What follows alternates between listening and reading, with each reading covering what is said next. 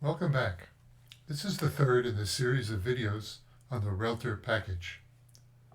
In this session, we're going to cover some additional functions that allow to access third-party data. First, a quick reminder. You should already have a copy of the slides and the scripts from the GitHub repository. Here are the links to the first two videos. First, we need to run the code to load a couple of extra packages and also to install and load ReLTER.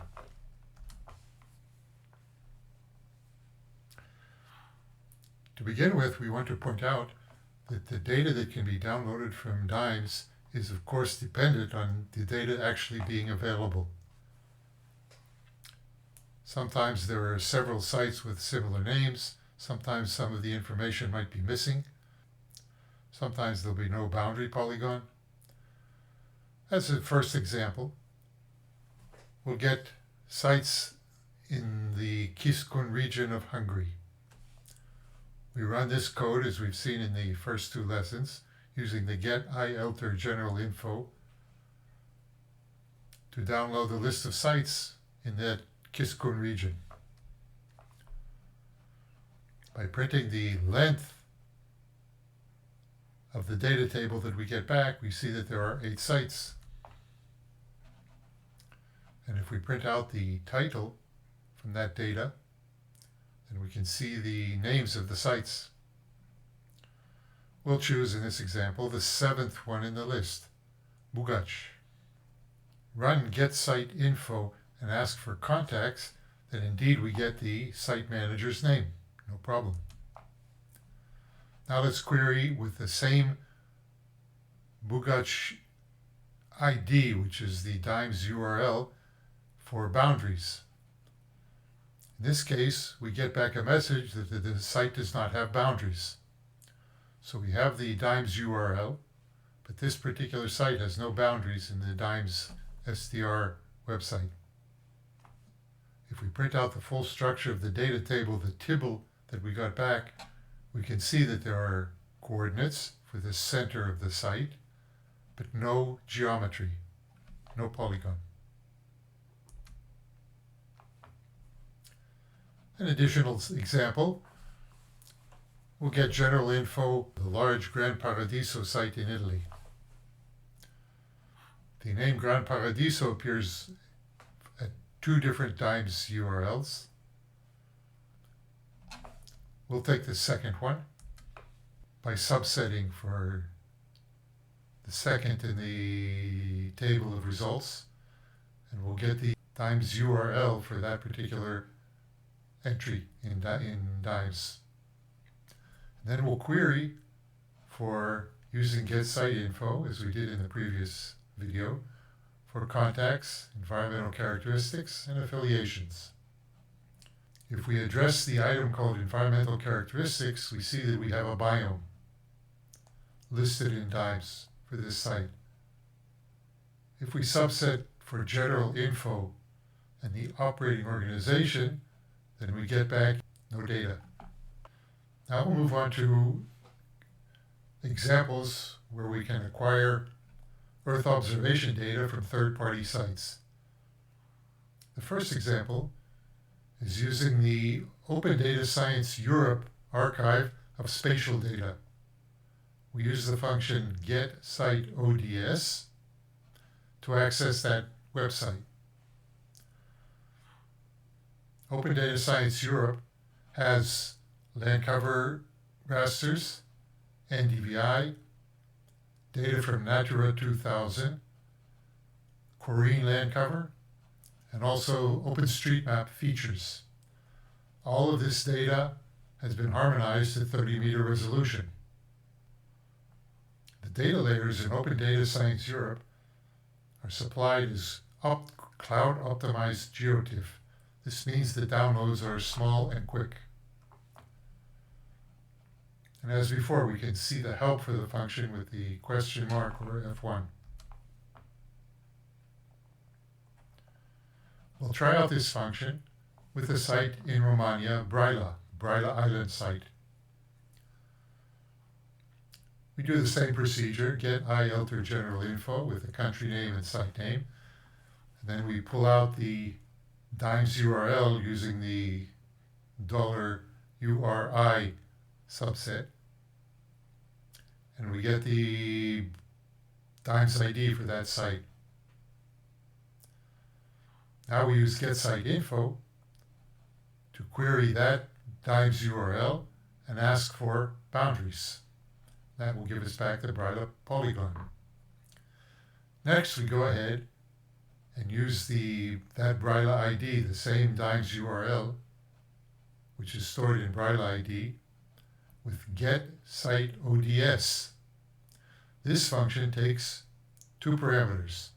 First, the DIMES ID, and second, which dataset we want. We will query for both land cover and NDVI summer. On the ODS archive, the NDVI are stored as 4 seasonal aggregates. So there's an NDVI for summer, for winter, for spring, and for fall. These are aggregates over the 20 years of data available for NDVI. And here's the first example. Again, calling on the TMAP package, we will plot the BRILA polygon, borders with purple color, and then we will add on top the BRILA NDVI summer with some measure of transparency, and we ask for a red, yellow, green coloring palette. And this is the result that we get. As you can see, there are some spots with very low NDVI, less than 0. Many spots have a high NDVI, probably agricultural. Now we also downloaded land cover. This is what the map of land cover looks like. The values here on the map are the categories from the Corrine land cover database.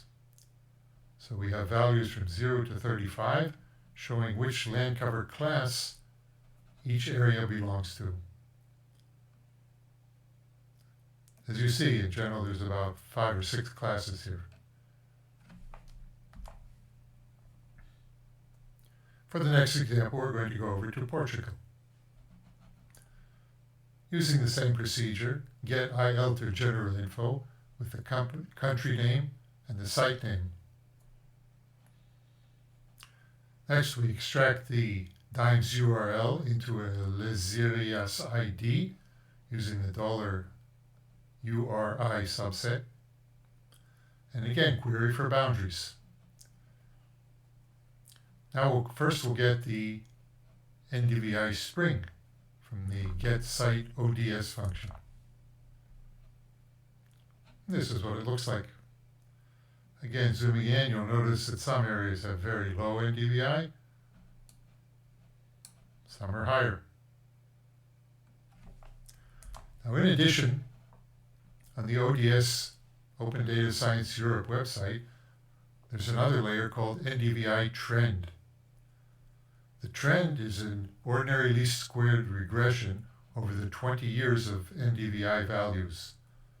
So this will be minus for areas where NDVI dropped over those 20 years, and it'll be plus for areas where the NDVI increased. Using getSiteODS, we save the results in a variable that's called Lesirias NDVI TS for time series. And this is the result that we get. Minus values are pixels where the NDVI dropped in red, and the light and dark green are areas where the NDVI increased over the 20-year period. Again, zooming in, we can locate areas where NDVI decreased, probably due to construction, and other areas where it increased over the 20-year period. It's important to understand that the return value from getSiteODS is a raster layer, these can always be saved out to a file on your computer. The very simple write raster function from the Terra package. Write raster takes, for its first parameter, the name of the raster that you want to save. The second parameter is the file name that you want to save to. And if you need to overwrite, of course, overwrite. And this will produce a GeoTIFF saved to your computer for use in other GIS software. Now let's move over to Modis data products. The function that we'll be working with is getSiteModis. This function offers 4 different categories of Modis products: land surface temperature, both day and night, vegetation indices, both NDVI and enhanced via EVI, evapotranspiration, and leaf area index.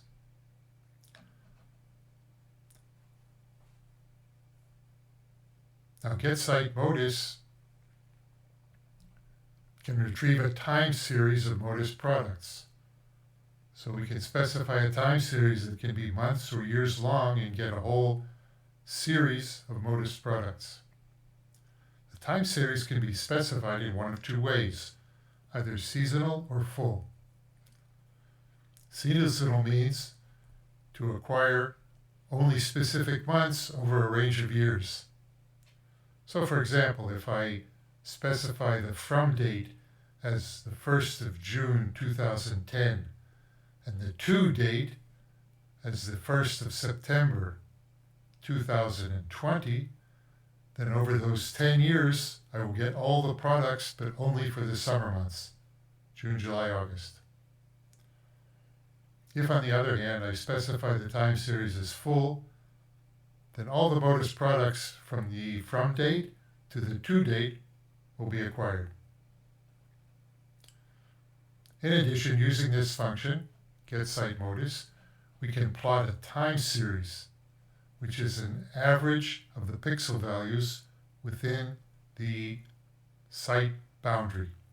So all the pixels covered by Modis, all the pixels will be averaged, and the plot TS will present a line plot of average pixel values over the full time series. I can also specify show map. In this case, the whole time series of Modis images will be aggregated together into one final raster, an aggregation over the whole time series, and that will be presented on a map. So if my from date and my to date are, say, at the beginning of the summer and the end of the summer, then I'll get an aggregated value averaging all of the images throughout the summer. We'll use the same DIMES ID that we got previously in Portugal. As always, you can check all the options using $getSiteModis. Now, to use this function, you must be registered on the Earth Data website. That's where Modis products are stored and downloaded from. And you need your login credentials in order for this function to run.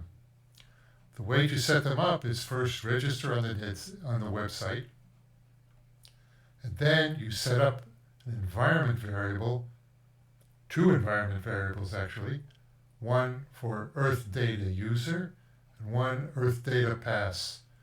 And you put in your values for your username and your password. In this case, I have them stored on the computer and I just read them back in for use in the presentation.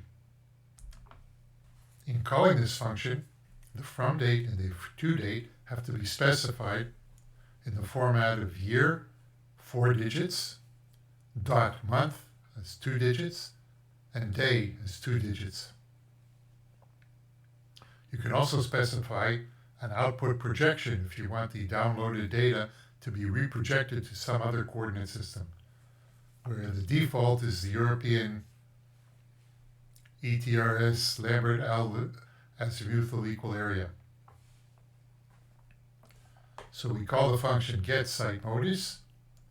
we give it the Dimes ID from Portugal, which product we want, the from date to date, where to store the output downloaded Modis products, and do we want to plot or not. This function will run for a while, and when it completes, we get back two plots like this. This is the land surface temperature daytime. There'll be a second plot, land surface temperature night. Each of the dots represents one downloaded Modis file. So here we can see how the land surface temperature changed over the period that was requested from March to July.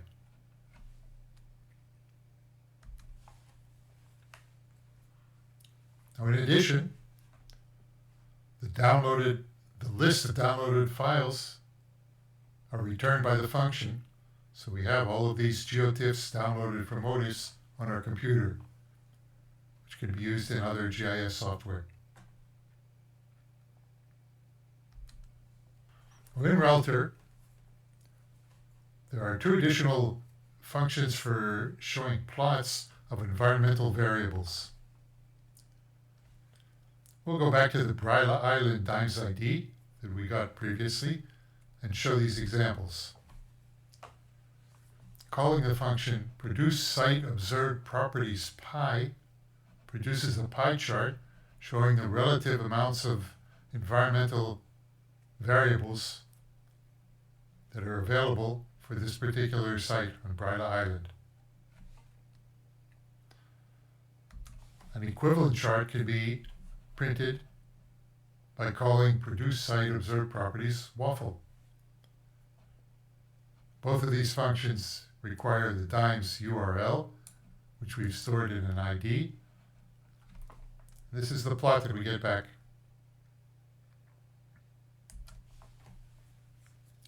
Finally, let's see how we can use get site species occurrence, show additional data about species that are found in a particular site. As in the previous video, we call get site species occurrence with the Dimes ID and which particular data store you want to use. In this case, we are downloading 100 species. By using the head function, we get only the first 6. Now, the species names are stored in the downloaded table, Bryla species occurrence, in the item called species. We have a function called taxon ID worms, which retrieves data about species from the World Registry of Marine Species. We call that function by passing it a data frame of species names. So we select from the Bryla species occurrence the species column, which are names of the species, reformat it as a data frame, and then pass that into taxon ID worms. So Bryla species is a data frame, and we call taxon ID worms with that data frame. The next function simply removes those rows where there's an invalid name. And this is what we get back. Here we're using an extra library called DT, data table, just for fancy printing. The GBIF data includes species, the name a second time, the authority, status, rank, kingdom, phylum, so on and so on. Many more columns that the page is too narrow to show them all. Before switching over to RStudio, we'll be happy to get any feedback to improve coming videos. So if questions come up, please get in touch with us so that we can implement them in the future. Now we can work through some of the examples that we saw in the slides, step by step. We begin, as in the previous videos, by loading the packages that we're going to use.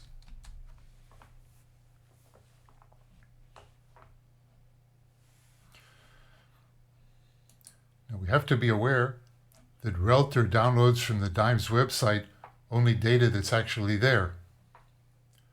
We'll show a couple of examples where some sites have some bits of data missing. For example, we'll begin by downloading those sites in the Kiskun region of Hungary.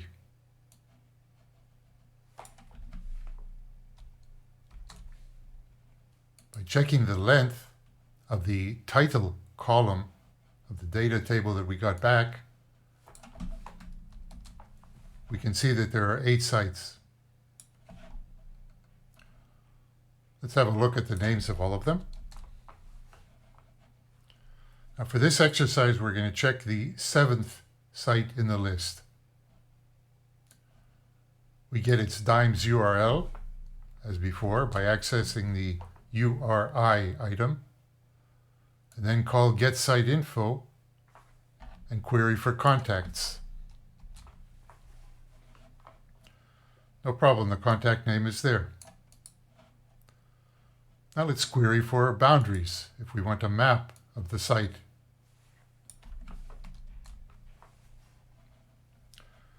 In this case, we get back a message that says this site does not have boundaries.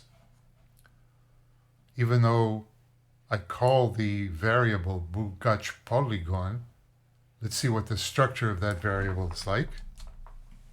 str. We can see that within the structure of the variable, there's indeed the geographic coordinates of the center of the site, but there's no geometry column. So this site does not have boundaries. For the second example, we're going to look at the big site in northern Italy, Gran Paradiso. But we're going to approach this in a different way. Typically, research will be done on one site for a long period. After all, we are talking about long-term ecological research. So a typical research project will return to the same site or a small collection of sites over and over and over. So it makes sense to save the site info as well as the DIMES ID as a file on your computer. This is the code that I ran in advance to do that. I query as we had done up until now.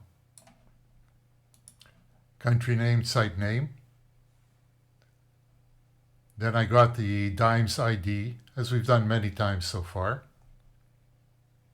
But then what I did is I wrote it out to a text file using the WriteLines function in R.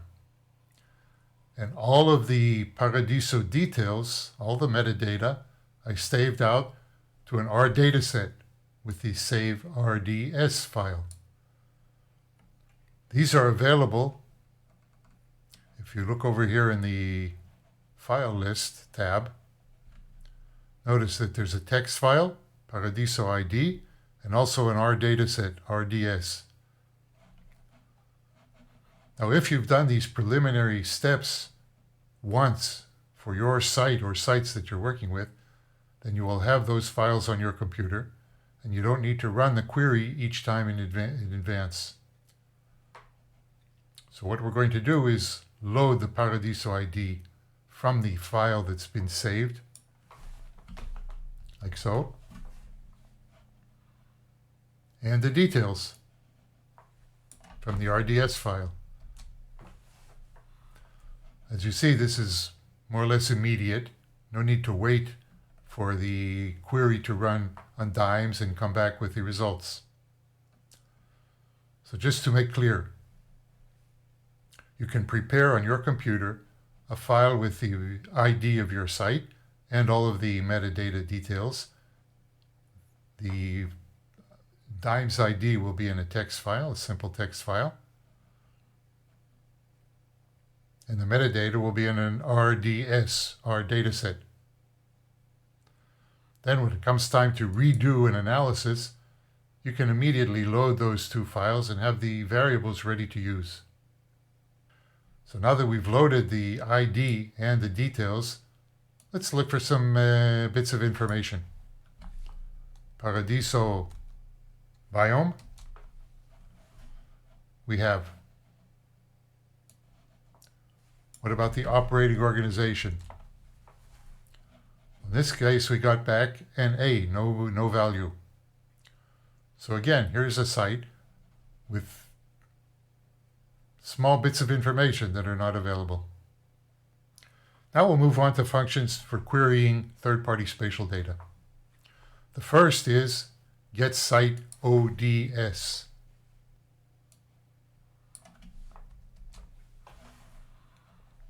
Here's the help file on the side by putting question mark ahead of the name. The data sets that we have available include land cover, Corrine land cover, OpenStreetMap buildings, Natura 2000, NDVI aggregations for the 4 seasons of the year, also an NDVI trend. That's an ordinary least squared regression over 20 years of NDVI data, and also 3 different layers of forest. We're going to try this function first on Braila Island. We query Romagna, the site name Braila, get the URI, and then query for the boundaries, as we've done several times. Now we'll run the getSiteODS function twice. We use the Braila ID, that DIMES URL, and then we ask for dataset land cover, and the second time, NDVI summer. Before going ahead and plotting the map, we'll take a step aside one moment and show the color palettes that are available in R. If you have the package tmap tools installed, then it offers this function called Palette Explorer. Let's have a look at what we can see here. This opens up a window with the different palettes available in R. You can change the number of different colors in a palette like so, and get a good idea of how they will look. In the case of NDVI, we're going to use the palette called red, yellow, green. This is in the diverging group. So all you have to do is call the palette with this name, this abbreviation. Now let's go ahead and make the plots. As we saw in the slides, we use the tmap series of functions. First, we plot the OpenStreetMap background.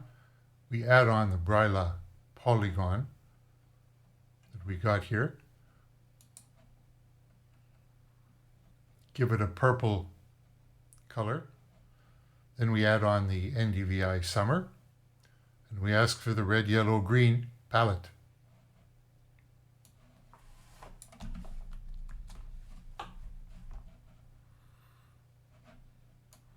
This is the result. As you can see, some areas have low NDVI, red, orange, yellow. The agricultural areas in the island have green, stronger NDVI. Now we'll go ahead and plot the second map that we downloaded, the land cover. This time let's choose the palette called Dark 2.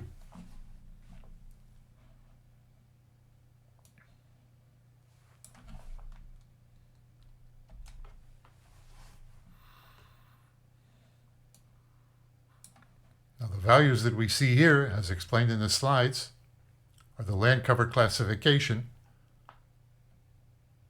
from Corrine. You can see that each different area classified in a different color. To understand what the numbers mean, you have to go into a document of land cover classification and find which number is associated with which land cover.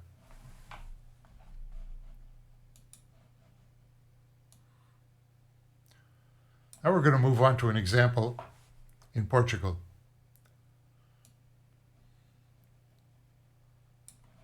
Here I'm going to call again the get ReLTER general info, and I add on the .uri already at the end to get back the DIMES URL straight away.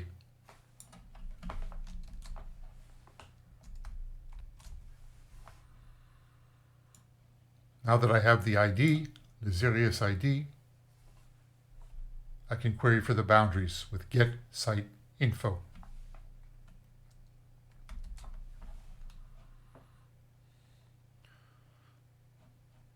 Now let's pull down from get site ODS, pull down the NDVI. And once again, make a plot.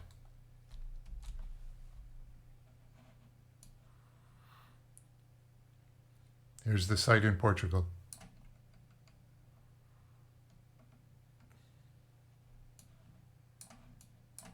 And as before, some areas will have low NDVI, some areas will have high, depending on the vegetation.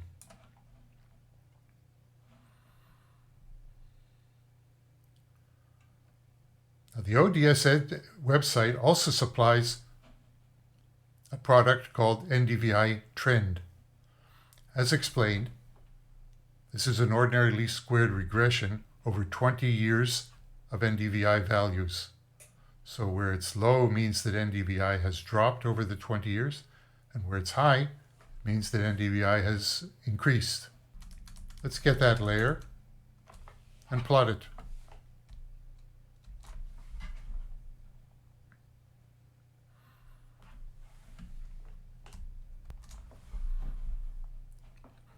Here we are, you see the values go from -40 up to 20. Some areas have increased in NDVI over the 20 years, here and there patches. On the other hand, some areas have decreased. Some areas have decreased slightly, some areas have decreased dramatically. It's important to understand that the get site ODS function returns a raster, an R raster. And it's very easy to save that raster to a GeoTIFF file on your computer. That's done with the write raster function from the Terra package. So we call this function write raster. We pass it the name of the object in R that we want to save. That's what we downloaded here. And we pass it the file name where we want to save as a GeoTIFF. Overwrite equals true if you have saved it already. So we call this.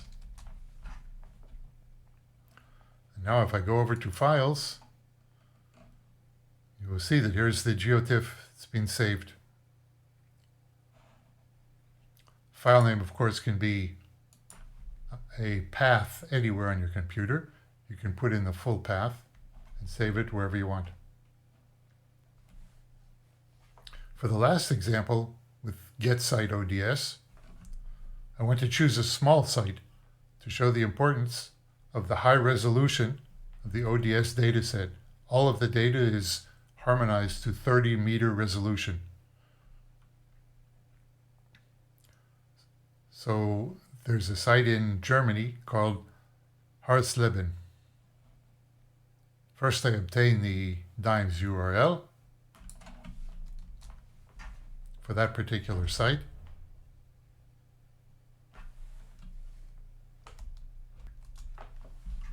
There it is. Now we use that URL in get site ODS, and this time we're going to ask for the Corine 2018 land cover.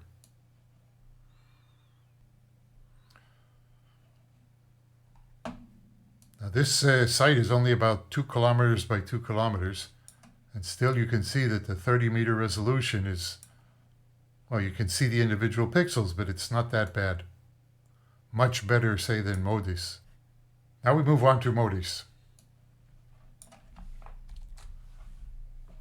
Get site MODIS allows us to download land surface temperature, vegetation indexes, evapotranspiration, and leaf area index. We pass this function a from date and a to date. Modis products are available, some products every 8 days, some products every 16 days. So by passing a from date and a to date, we'll get all of the files in between those dates. Output directory is where the downloaded Modis products are saved. Plot.ts allows us to plot a time series graph, a line graph, of the average values from each Modis product. We can set up an output projection to save in any projection that we choose, where the default is the Lambert azimuthal equal area that's used popular in Europe. The download range parameter allows us to choose between either full or seasonal time series. Full means all of the products available between the start date and the end date. Seasonal, on the other hand, allows us to choose specific months over a long range of years. So for example, if I query for the 1st of June 2010 up until the 30th of June 2020, then I will get all the products only for the month of June, but over those 10 years.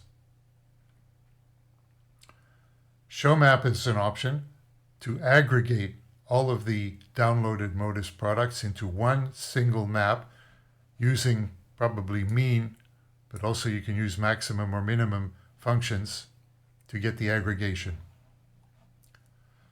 Now to use this function, you must be registered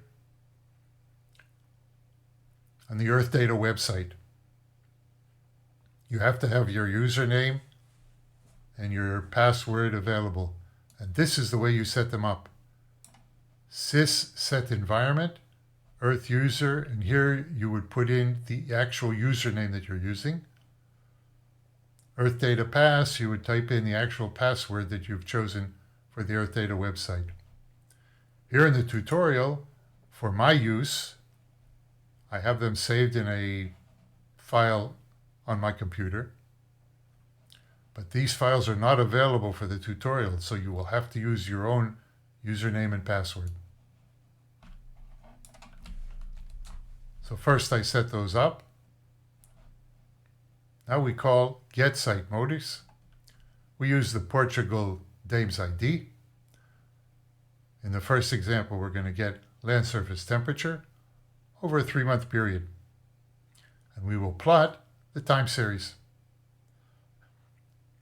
Again, this plot.ts gives us a line graph, which is the average land surface temperature over the site for all of the available products from Modis. So it averages the pixel values, all the pixel values within the site. Okay, we can go ahead and run that.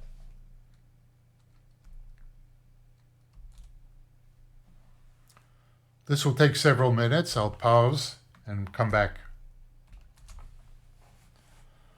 As you can see in the message that's printed out, on my system this took about 5 minutes to complete the download. And here is the path to the files that were downloaded. Switching over to the plot window on the right, you can see that we get a time series plot of LST, in this case night. Here's the day plot, here's the night plot. The values here, of course, are Kelvin degrees. Each point is a separate Modis product with its date plotted along.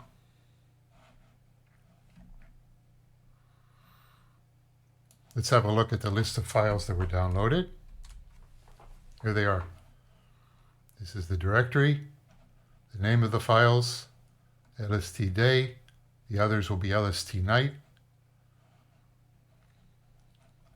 So you can use these for other analyses afterwards.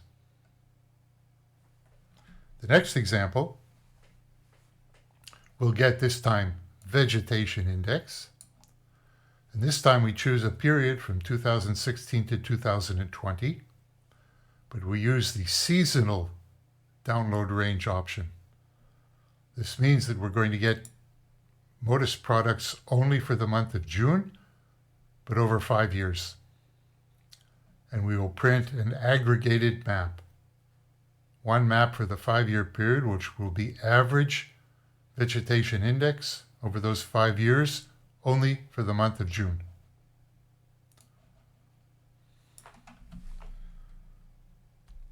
Off we go. Again, I'll sign off and let this complete. Okay, this download completed in over 17 minutes. As you see, 100 MODIS files were downloaded. First of all, the VI product in MODIS is supplied in 2 different versions, NDVI and EVI. You can find the formulas for each of them easily on the internet. So all of the downloaded dates are available in 2 separate files. And this is what we see in the map on the right. This one will be NDVI and EVI. So these are aggregated over 5 years, 2 images per month for the month of June only, and averaged over 5 years. Now let's go on with site species occurrences. We're going to use the get site species occurrences function. We'll stay in Portugal. We'll use the same Laserius ID. And this time we're going to query the data store on iNaturalist. And we'll limit ourselves to only 200 species.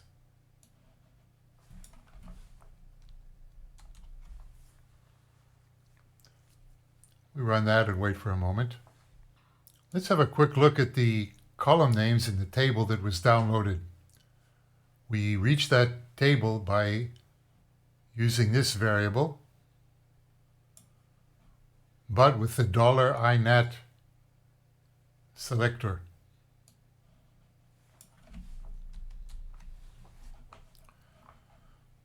As you see, this data set contains 146 columns.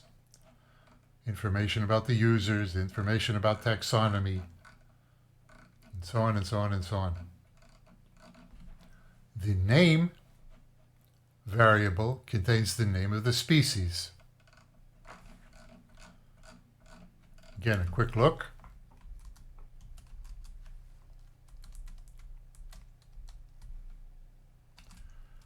The INAT item, name.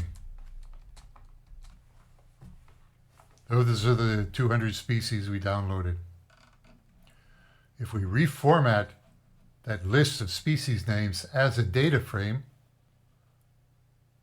here, then we can pass that to the worms data site and download taxonomy data for all of those species. This is how that's done. Here we've put the list of names into a data frame, and then we pass that data frame into the taxon ID worms.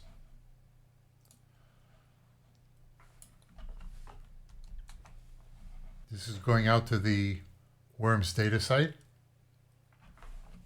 Now, some of the data from worms was not available for the particular species, so let's remove those. And have a look at what we got.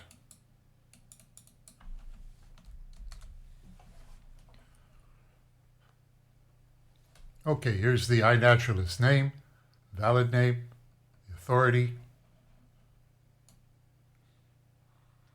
and we get the kingdom, phylum, class, order, and so on and so